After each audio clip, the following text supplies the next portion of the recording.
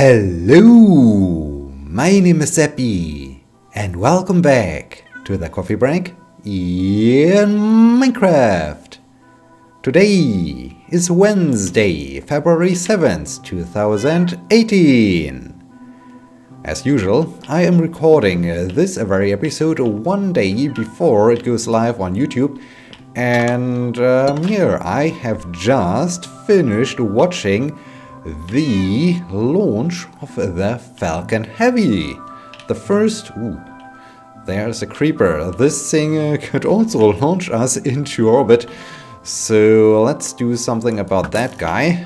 Alright, let's launch him into the fountain. Alright, very nice. Let's grab all the things. Let's grab the sweet XP bubbles. And yeah, so I just finished watching the Falcon Heavy launch, and oh man, what are they doing? This is insane. This is so crazy. I'm still so amazed by all those images I just saw, because there's another green guy, because it's absolutely crazy. They launched this Falcon Heavy rocket, which basically is a construct out of 3 Falcon 9 rockets. So this thing had 27 engines running at the same time at the time of the launch. So that's massive. That's massive indeed. And yeah, it was the maiden flight. It was the maiden flight of the Falcon Heavy rocket, and yeah, just awesome. It was a flawless launch.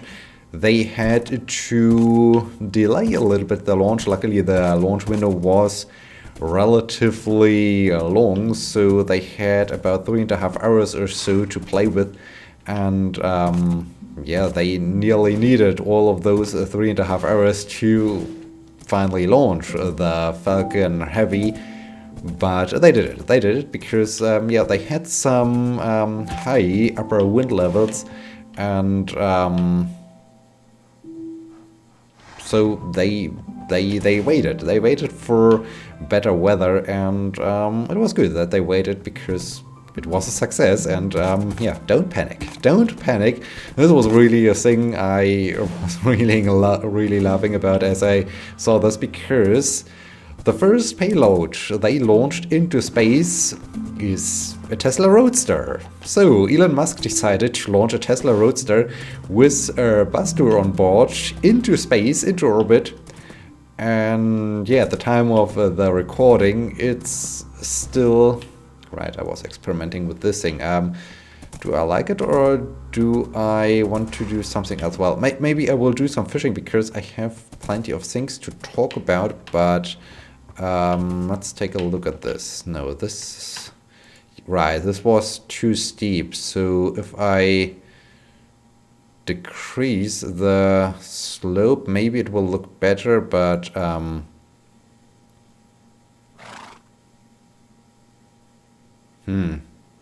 Yeah, I need to do a lot of experiments, and...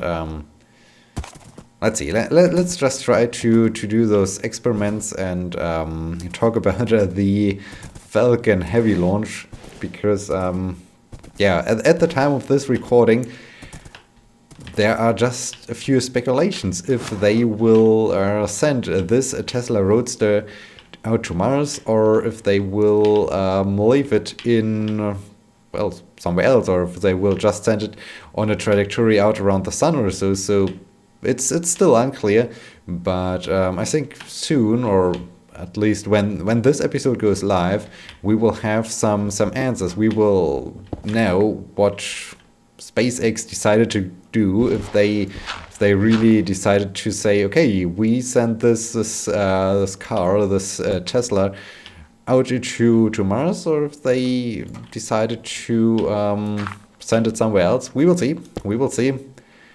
I'm really excited about this, so that's crazy. And yeah, don't panic. I'm referring to the text message that was displayed on the dashboard of the Tesla Roadster as it was in space.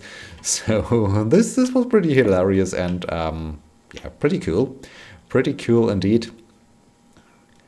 Also, super cool was the landing of the 2 strap-on boosters, so the 2 outer Falcon 9 rockets, because they landed simultaneously. So they were only, I don't know, a kilometer, 500 meters, some distance apart, but not too far apart, and so it looked really like they're coming down next to each other, and that's crazy.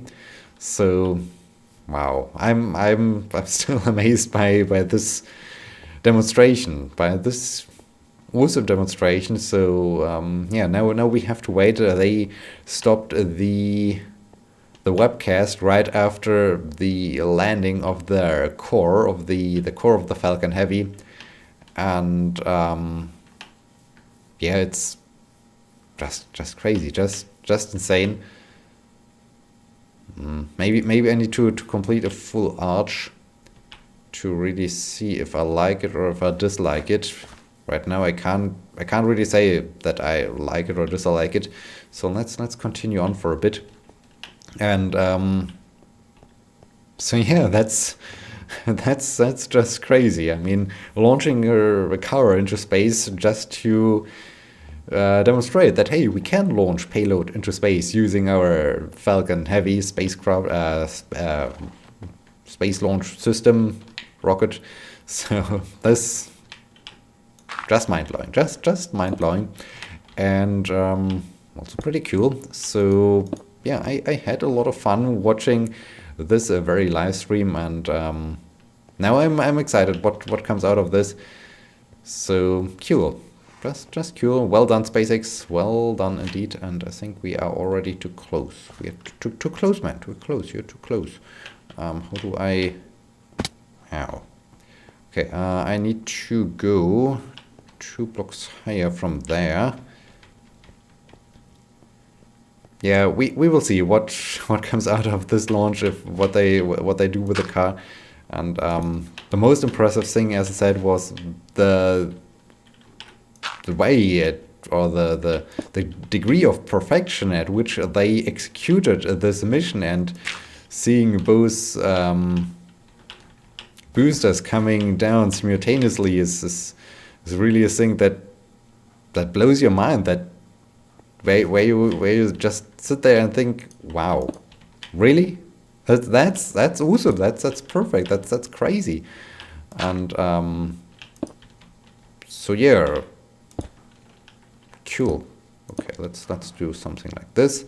Not quite sure if this looks good, but it will give us an idea how this arch situation looks like when it would be implemented and built and constructed. So yeah, it's just my first impression. So it's just crazy. And when you think about the size of this thing, that's enormous. That's gigantic, and it was shooting into the sky, and crazy. So crazy. And this looks not too bad, does it? It's definitely more interesting than this thing, but I think it's maybe a little bit too dominant. Maybe it's a little bit too much. Let's remove all the scaffolding. Maybe this will give me then a better perspective and understanding. But I think it's maybe a little bit too dominant, a little bit too massive, too much. It's just too much, and I think it might look better with oh dang it, now I have to go diving to get my dirt back. I think it could look better with this normal straight line, because how do I can't, simply can't replace it with some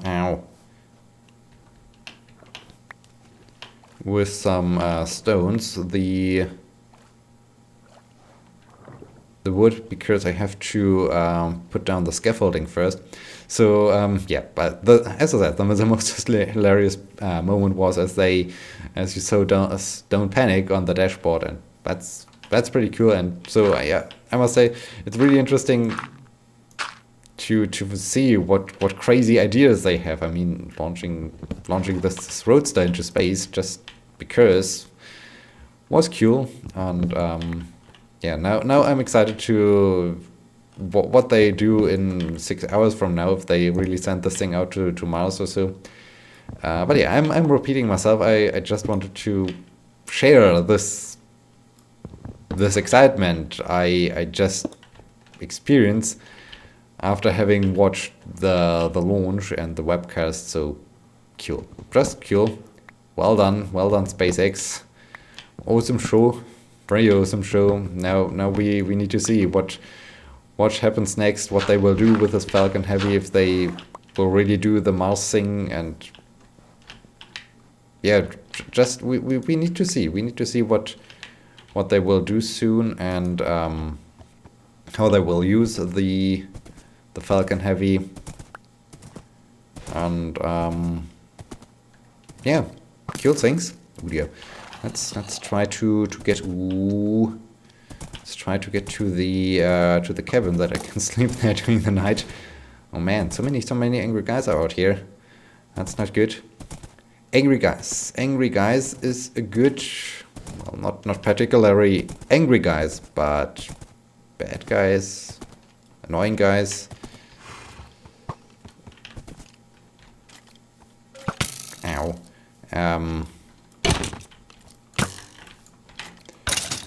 What is the right metaphor for them? I don't know what the right metaphor is. But if you think back to the month of August last year, as I proudly said, hey, I submitted the paper, which is the key paper for my thesis. I was super happy, super excited about it. I was just happy that I managed to submit it, and I was constantly talking about it and saying, okay, I hope they finish the review soon, because I like to know, I finally like to celebrate and make progress and be happy, enjoy myself, be happy about the fact that, hey, this paper got accepted, and I can make progress with my PhD and so on. So this was the idea. Unfortunately, they decided to reject that paper. So yeah. The central paper, which is super awesome and super important for my research and my PhD and so on, got rejected, and that's bad. That's very bad. It's not the end of the world. I mean, I can resubmit it somewhere else. I can still publish it. I can still use it for my PhD, but it's slowing me down. It's slowing me down a lot, because it took them about 6 months to get back to me. It took them about 6 months to say, well, no, we reject. So yeah, that's a huge hit. And no, I don't like this. I mean, I could improve the art a little bit more, but I think it makes the entire bridge way too dominant, and the dominant thing should be the monument valley. So I think I will go for this straight line. I think the straight line looks much better. Yeah, so yeah, it's super disappointing. It's super sad that they decided, okay, we just reject this paper. And in addition, it once again shows how bad this entire scientific peer review process is. It's just basically hilarious. The reviews I received, the feedback they provided, basically was useless once again, and 2 of 3 reviewers just provided a review consisting of 2 sentences, 3 sentences or so. So they had half a year to just write, and they wrote just this few information. That's all. And what they wrote was like, okay, you have a pretty bold claim. Yes, I have a pretty bold claim because it's a pretty bold and cool and interesting model. So I can have bold claims, and there's nothing wrong about it. But yeah, so basically this is a review. The reviews I received provided me with no information at all, and this makes me questioning where is there a scientific process or a process involved that ensures that only high quality things are getting published, when I even have the feeling that they don't even understand what the paper is all about. And for instance, I am writing about game mechanics. So basically using this pickaxe and destroying blocks is a game mechanic. Riding the horse is a game mechanic. The horse itself basically is a game mechanic because I can ride on it and so on. NPCs, non-player characters, are game mechanics. And yeah, I try to explain how learning or how knowledge manifests in computer games and so on. So yeah, I explained the model, and they wrote a feedback like, okay, you should more explain how actually the knowledge manifests inside of a computer game. For instance, how the knowledge can be presented with an NPC. And then as I read this, I thought, guys, an NPC is just one game mechanic, but there are thousands. There are an infinite amount of game mechanics, because you can constantly define new game mechanics, and you have absolutely no idea what you're talking about. How are you allowed?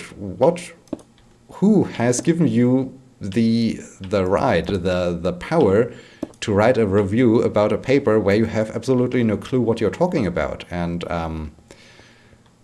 this really is a thing where I think, well, but yeah, that's the usual thing with the scientific review process. You have to be super lucky with the reviewers you get. I mean, sometimes a paper where you think, okay, this never gets accepted for some weird reasons, whereas another paper which is super good gets rejected because the reviewers don't like the paper. So I mean, this is pretty hilarious. And yeah, basically it was that on Friday, last week Friday, I received a pretty cool and pretty nice email from one of my student workers, and I have managed to reply to him on Friday. So on Sunday I thought, hey,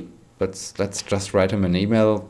It's Sunday morning, let's just do this, and thank him for this nice email he wrote me. I opened the laptop, I received emails. I thought, hey, they finally wrote the review. And so I opened that email, and we regret to inform you that we reject your paper. And what? Why? So I started to look a little bit into the reviews itself. As I said, they provided me with absolutely no information, so they're pretty useless. So are the reviewers themselves. And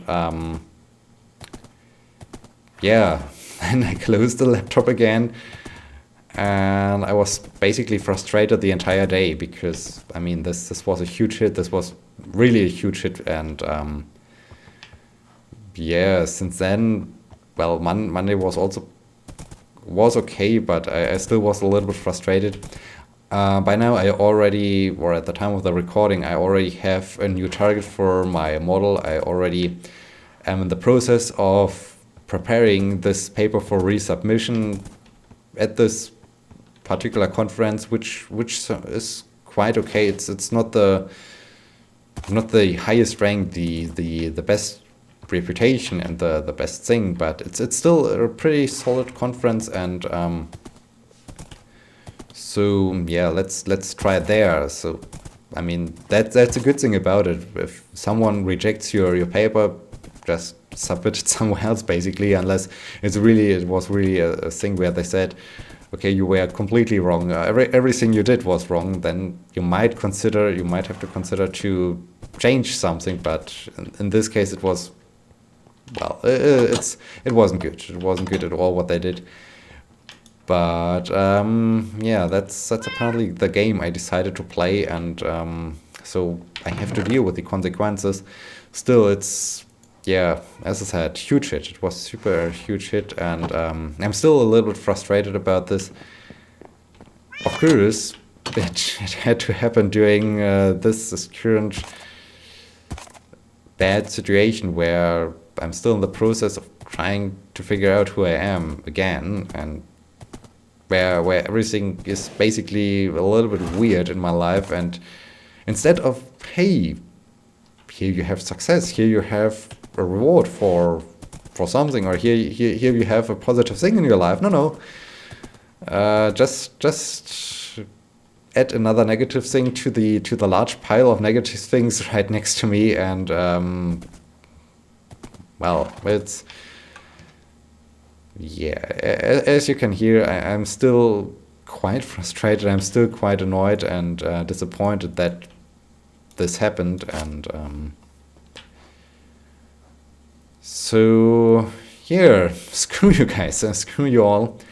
I will just submit it somewhere else, and then you will see what you get for this, because you are then not the one place that has published this awesome model, and well, that's bad for you, I guess. Oh man. So yeah, this pretty much was what happened since the last episode. Read an email, got frustrated, was just sitting around doing some work on the puzzle, and yeah, that's about it. Interestingly, the Saturday evening was pretty cool. I spent the evening at a friend, and we played a board game, which was super cool. I haven't played it before. It's some kind of spooky horror game or so. At first you explore an old mansion, and you do this by moving your character around, and every time you leave the tile, you can add another tile to it, and so you start to build the mansion. And so it's basically a randomly generated mansion. Every time you play it, things look different, because you draw a card, and the card has a piece of the mansion on it, and so it was nice. And later on you get haunted, and one of the players is haunted, and the others have to form a team and try to survive. And in the end, it was the first time that I played the game. I, of course, was the person who got haunted, and I won the game. I killed everyone, so at least I'm good at killing people or so. But yeah, this was a nice evening. The way back home, not so nice, because well, we figured out which buses I can use in order to get back home. Unfortunately, I forgot to write down the number of the bus I had to take. I asked the bus driver in the right bus if it's the bus that brings me where I need to go, and this guy denied. So I decided to not take this bus, and yeah, I spent about an hour longer inside of the town until I finally managed to get back home. So, but yeah, I had I grabbed some food, so this was good. And yeah, Saturday evening was good, was quite pleased. And then I got knocked down the next day. So yeah. But anyway, don't panic, as we have just learned. We have now a Tesla Roadster in space, which potentially is en route to Mars now. And yeah, I will now end off this episode. I hope you have enjoyed it, and I hope you will be joining me in the next episode. Thank you so much for watching. Until next time, my name is Sebbi. See you!